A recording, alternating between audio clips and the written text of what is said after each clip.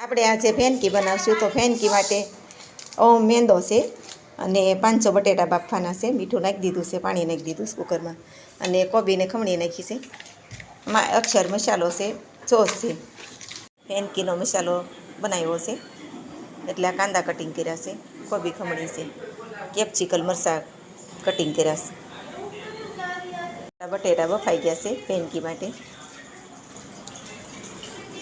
તો આપણે બટેટાનો માવો કરી નાખ્યો છે. એમાં મસાલો કરશું. મીઠું નાખશું 1 ચમચી અને લાલ મરચું 2 ચમચી અને 1 લીંબુ નીચોવશું. જોઈ શકો છો. તો આપણે મસાલો મિક્સ કરશું. જોઈ શકો છો. આ બટેટાના રોલ કરવાના છે ફેનકી માટે. તો આજે આપણે ફેનકી બનાવશું એના માટે લોટ બાંધવાનો છે. એટલો ઘઉંનો લીધો છે અને 1 વાટકીઓ મેંદો નાખવાનો છે, તેલ ને મીઠું. ફેનકી માટે રોટલીનો લોટ બાંધી વાળ્યો છે. જોઈ શકો છો. ફેનકી માટે રોટલી રેડી કરી રાખી છે અને શેક રોટલી બનાવવાની ફેનકી માટે. ફેનકી માટે રોટલી વણન તૈયાર કરી નાખી છે.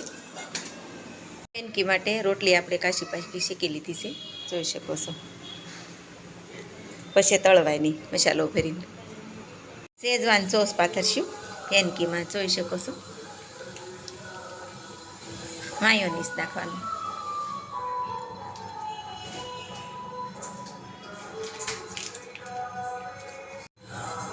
આપણે શેઝવાન સોસ નાખશું, પછી માયોનીઝ નાખશું, પછી સોસ, પછી 3 સોસ આ રીતે પાથરી દઈશું.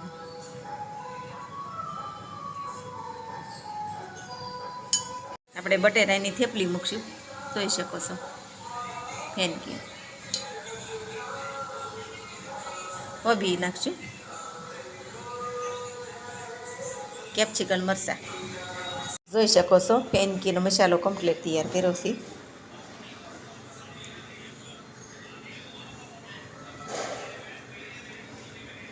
હવે ફેનકી આપણે તળવા મૂકી દીધી છે તેલ નાખીને. જોઈ શકો છો. તળવા મૂકી દીધી છે. અંદર તેલ નાખશું ફેનકી ઉપર. જોઈ શકો છો. આ રીતે તળવાની.